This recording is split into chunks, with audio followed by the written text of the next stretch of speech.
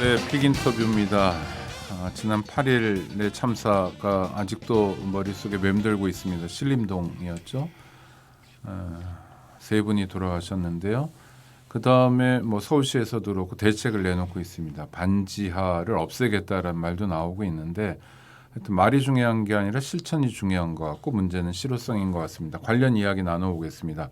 최은영 한국도시연구소 소장님 나오셨습니다. 안녕하세요. 네, 안녕하세요. 네, 도시연구소가 도시 빈민들의 주거권 개선을 위해서 오랫동안 활동해온 곳으로 알고 있습니다만은 단체 소개를 조금 해주시죠. 네, 1985년에 85년, 재정부 의원 전 의원께서 설립하신 연구소로 주로 가난한 분들의 주거 문제 해결을 위해서 계속 연구 활동을 하고 있습니다. 네, 가톨릭 교회는 뭐 천주교 도시빈민회와 호흡을 같이 하고 그렇게 지내셨던 거죠? 네, 네, 그렇습니다. 네. 재정부 의원하고 정의로 신부님께서 네, 같이 네. 활동을 하신. 네, 두 분 다 지금은 안 계십니다. 정의로 신부님도 안 계시고요. 네, 윤석열 정부에서 처음으로 부동산 정책을 내놨습니다. 가장 눈에 띄는 건 270만 호의 주택을 공급한다는 건데요. 일단 총평을 해주신다면 어떻게 보세요? 예, 좀 거친 표현이긴 한데 네. 이 대책을 제가 처음부터 끝까지 잘 자세히 읽어봐야 할 가치가 있을까라는 생각을 좀 했습니다. 아니, 전문가고 또 논평, 비평도 하셔야 되고 언론의 요구도 있는데 제목만 보고 그냥 안 봐도 될 것 같은 느낌이 아니, 처음부터 들었어요. 끝까지 네. 읽긴 있었는데 네. 읽으면서 좀 이걸 내가 읽고 있어야 하나라는 생각이 들었다는 거죠. 자괴감이요? 네네, 아이고, 그렇습니다. 왜요? 사실 270만 호 지난 정부에서도 250만 호 이상 공급이 되었거든요. 네. 그러면은 지난 정부가 공급을 안 했다고 하지만 실제로 공급이 안 한 게 아니고, 그리고 이 지금 대부분의 물량이 민간에 의해서 하겠다는 거고 뭐 구역 지정을 하겠다는 거거든요. 네. 그래서 이게 사실상 실현이 될지 안 될지 잘 모르고, 그리고 270만 호가 다 공급되는 거는 그거 자체로도 문제라고 생각합니다. 2013년 이후에 우리 주택 경기가 너무 화랑이면서 사실 너무 많이 주택이 공급되었다고 저는 판단하는데요. 공급 과잉이었다 이렇게 보시는 거죠? 네, 주택 가격이 올라가서 공급이 부족해서 그렇다라고 진단을 하는 분들이 많지만, 우리가 지금 인구가 절대적으로 감소하고 있는 상황에서 네. 어느 정도의 적정량의 주택 공급량이냐 할 때 사실 국토부에서는 과거에 한 40만 가구 정도로 봤거든요, 연간. 그럼 4, 5, 20, 200만이고 거기에 70만 호를 더하는 거니까 아주 큰 비약은 아닐 수 있는 거 아닙니까? 아니죠. 굉장히 많은 호죠. 그러니까 그렇습니까? 지금은 제가 국토교통부에 40만 원은 한 10년 전에 국토교통부로부터 네네. 들었던 얘기고, 지금은 그때보다 사실 인구도 더 줄어들고 있는 상황이고 해서 40만 원보다 사실 저는 더 적을 거라고 적정량이 그렇게 생각을 하는데요. 근데 그것보다도 훨씬 더 많은 집인데, 특히나 지금 이제 서울에 뭐 50만 호씩 공급을 하겠다고 하고 네. 수도권에 매우 많은 200만 호가 넘는 물량을 이제 공급하겠다고 이렇게 되면 사실 그럼 지방에서는 심각한 문제가 생길 우려가 있습니다. 지금 이미 주택 경기가 둔화되면서 지방 주택 시장이 굉장히 얼어붙고 있는데 서울에 이렇게 많은 집을 지으면 뭐 하여튼 여러 가지 문제가 발생할 소지가 크죠. 그래서 이만큼이 다 공급되지 않기를 저는 바랍니다. 아니 그래도 정부에서 이를테면 뭐 국토부 장관은 새로 바뀌었다 하더라도 관련 부처 공무원들은 그대로 있는 거고요. 부동산 정책이라는 게 정권에 따라서 큰 방향이 조금씩 달라질 수는 있지만 기본적으로 주택 공급이 어느 정도 필요하냐를 산출해 내는 건 일종의 뭐 수학 같은 거일 것 같아요. 정해진 공식일 테고. 그런데 지금 소장님 말씀하시는 것처럼 굉장히 황당한 걸 냈다면 그건 좀 의아한 일인데요. 무엇보다도 네. 대부분의 주택을 민간에 너무 많이 맡긴다라는 겁니다. 정부 정책인데 그러면 정부가 할 일은 사실 없는 거거든요. 이렇게 다 민간에서 하게 할 거고, 지금 뭐 주택 공급과 관련해서 구역 지정을 하겠다라고 하는 건 굉장히 주택 공급은 나중에 되는 것이거든요. 그렇게 하고 그다음에 사실은 정부 정책에서 제일 중요한 건 공공이 어떤 역할을 할 것이냐, 공공임대주택이 얼마나 공급할 것인가 이런 부분일 텐데 지금 공공이 얼만큼 한다라는 건 거의 없고 이전 정부에서 네. 3기 신도시를 이제 공급할 계획이지 않습니까? 그런 것들을 그대로 공급하고 사실은 제일 우려되는 것 중에 하나는 공공임대주택 물량이 문재인 정부에서 13만 호에서 14만 호를 2025년까지 공급하겠다는 계획을 세웠는데 그 윤석열 정부에서 연간 10만 호로 축소를 했거든요. 그래서 아까 이제 반지하 얘기도 하셨지만 취약계층에게 돌아갈 공공임대주택의 물량이 더 줄어들지 않을까 이런 걱정을 계속했는데 이번 대책을 보면서 그런 우려가 더 많이 들었습니다. 그러니까 첫 번째 우려는 정도보다 필요보다 많은 주택을 공급하는 거고 지금도 미분양 사태가 곳곳에 있죠. 네, 아파트 같은 그렇습니다. 경우에. 그다음에 두 번째는 공공이 해야 될 역할이 분명히 존재하는데 그것을 전부 민간에게만 맡겨둔다. 그러면 부동산이나 주택 정책이라는 게 그냥 건설사들이 덤벼들어서 돈 버는 판만을 의미하는 거면 안 되는 거잖아요. 그렇죠. 그러니까 정부는 국민의 주거권, 특히 취약계층의 주거권을 보호할 의무가 있고 네. 그래서 정부가 해야 할 역할이 분명히 있거든요. 그래서 지금 요번에 대책에도 보면 정부는 취약계층의 주거복지에 매진하겠다라는 그런 표현이 있어요.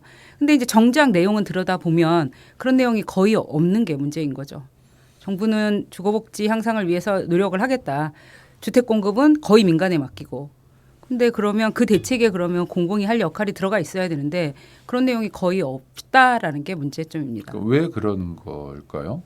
시장에 대한 맹신 내지는 과신인 것 같고요. 그다음에 재개발 재건축이라는 전면 철거 방식의 개발이잖아요. 이것들을 절대선이라고 생각하는 것 같습니다. 이 재개발 재건축은 결과로는 뭐 굉장히 높은 고급 아파트가 들어서지만 그 과정에서 굉장히 많은 문제들이 발생하고 특히 그곳에 살고 있던 사람들에게 저희 뭐 아까 정의로 신부님과 재정구 의원 말씀드렸지만 그분들의 활동이 주로 했던 게 그 저소득층이 사는 곳들의 재개발 재건축 과정에서의 철거민들이 이주대책 없이 쫓겨나는 네. 그런 문제였거든요.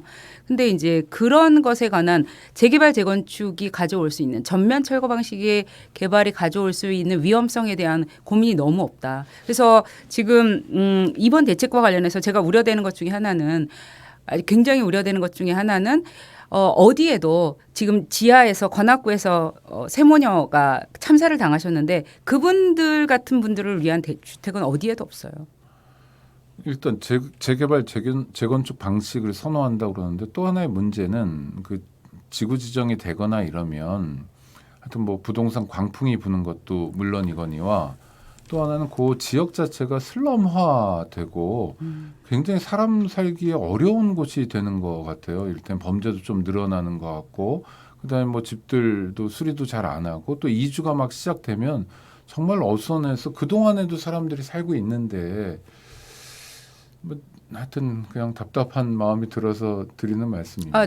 그거 저도 완전히 동감하는데요. 네. 특히 이게 수도권을 넘어서는 지방 도시에서는 매우 심각합니다. 구역을 지정해놨다가 그 경기가 안 좋으면 또 민간 재개발 재건축은 철회되거든요. 네네. 구역 지정을 철회하기도 하고 지금 서울의 구역 지정된 곳들이 많이 철회된 게 사실 주민들이 원해서도 그랬던 거거든요. 그러니까 사업성이 없으면 구역 지정을 철회하는데 그런 구역이 지정됐다가 철회된 지역을 특히 지방 도시에서 가보면 지역이 완전히 황폐해집니다. 근데 또 사람들은 살아야 되잖아요. 또 살고 그러니까요. 있고요. 뭐 이사라는 게 또 집을 구한다는 거, 장만한다는 게 보통 일이 아니기 때문에 어떤 경우에는 뭐 평생에 걸쳐 가장 힘든 일이기도 하잖아요. 그러면 그 사람들의 삶은 파괴되는 거 아닙니까? 국가 정책 때문에. 그렇습니다. 그러니까 구역 지정은 매우 신중하게 해야 되는 거죠. 말씀하신 굉장히 여러 가지 문제가 발생할 특히나 신중하게 지정하지 않고 지정을 했다가 나중에 이제 사정 변경으로 인해서 다시 철회해야 되는 상황이 되면 그 이미 막 황폐화된 지역이 그 상태인 채로 또 어떤 분들은 살아가셔야 되잖아요. 그 지역에서. 네. 그런 점에서 구역 지정은 매우 신중하게 이루어져야 되는 건데 일대 이런 거죠. 이명박 정부 때 구역 지정을 많이 했고 그다음에 박원순 시장 때 그게 많이 구역 해제가 된 걸 이제 또 다시 많이 지정하고 뭐 이런 똑같은 일을 반복하는 그런 문제가 발생할 우려가 있습니다. 정권에 따라서 부동산 정책이 이리저리 왔다 갔다 하거나 시장에 따라서 왔다 갔다 하는 건 거기에 살아야 될 시민이나 국민들 입장에서는 참 답답한 일인데요. 반지하로 한번 가보죠. 오세훈 시장이 반지하를 없애겠다라는 말을 구체적으로 했습니다. 이건 어떤 의미인가요?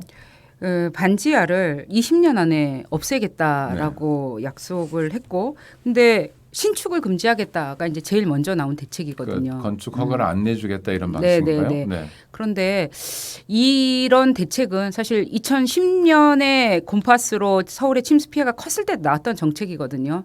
그리고 그러니까 우리가 반지하 관련된 문제는 사실 수십 년 동안 지어놓은 반지하에서 발생하는 문제잖아요. 네. 그런데 앞으로 안 짓겠다라는 게 중요한 대책이 될 수는 없는 것이고요. 아니, 뭐 그것도 저는 하면 좋겠다라는 생각은 들고요. 일단 네. 그러나 지금까지의 문제를 해결하는 건 아니니까요. 네, 네, 그렇습니다. 그러니까 우선순위에 있어서 가장 중요한 거는 기존 주택이라고 하는데 기존 주택에 대한 정책이 필요한 거지. 그게 1번이지. 네. 앞으로 잘할 게는 후순위에 밀려야 되는데 이게 지금 정책 방향이 좀 바뀐 측면이 있고 그리고 그 지금 20만 호가 넘는 가구가 지하에 살고 계시거든요. 서울에서만. 서울에 20만 호. 네. 네. 전국적으로 32만 7천 가구고 서울에만 60% 정도 되는 20만 가구가 사시는데 20만 가구라는 숫자는 강남구의 전체 가구 수하고 같은 숫자고요.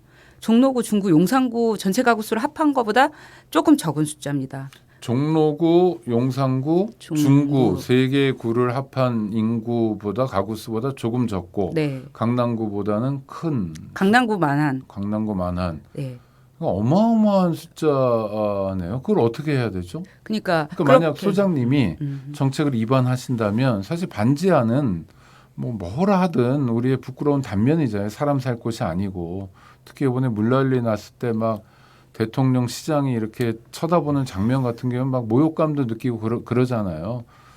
뭐 살고 싶어 사는 거 아니고 다 돈 때문이고 그런데 자 문제를 푼단 말이에요. 어떻게 풀어야 됩니까?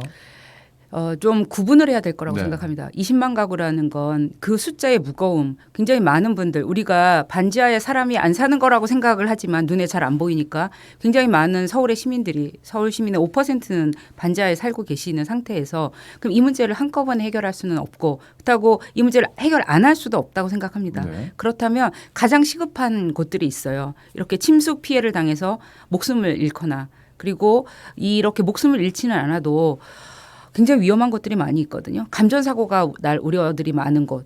그리고 들어가자마자 숨을 쉴 수 없을 정도로 실내 공기 문제가 심각한 곳. 네. 햇빛이 전혀 들지 않는 뭐 이런 반지하들. 그러니까 거기는 좀 완전히 지하겠네요. 그냥 네. 반지하가 아니라. 네. 그렇죠. 그러니까 과거에는 이 지하가 방공호 개념으로 만들어진 것이기 때문에 원래 주거용 목적으로 만들어진 게 아니고 방공호 목적으로 남북 대치하는 상황에서 네. 만들어진 것들은 이제 정말 창문이 거의 없고 햇빛이 거의 들어오지 않는 낮에도 컴컴한 그런 지하들이거든요. 그런 지하들 먼저 문제를 해결하고 그러니까 좀 우선순위를 나눠야 될 것 같아요. 20만 호의 특성이 다 똑같지 않고 지하는 굉장히 정책 설계는 좀 어려운 게 자가 가구도 있으세요. 그러니까요. 20% 정도는 자가 가구가 있으시고 그리고 1인 가구도 많지만 또 가족도 있고 그다음에 연령계층도 굉장히 다양하게 사시거든요. 그래서 뭐 아무것도 하지 말자는 건 아니고 지금 당장 해야 될 걸 먼저 하자는 겁니다. 그러니까 임대 금지를 해야 될 지하 거처들 있죠. 다른 나라들은 그렇게 대응하는데 우리는 임대 금지를 상상도 안 하잖아요. 근데 어떤 집은 사람이 살면 안 되는 집들이 있는데 그런데 그러면 임대인 입장에서는 건물주 입장에서는 건물주가 직접 반지하에 사는 경우도 있고요. 우리는 다양한 주거 방식이 있으니까 또 하나는 뭐 전세 1억이라도 주고 반지하를 세를 줬는데 그걸 갑자기 금지한다면 그만큼의 재산상의 손해를 보는 거기 때문에 그냥 순응하지 않을 것 같은데요. 아주 격렬히 저항할 것 같은데. 그러니까 어떻게 풀어야 됩니까?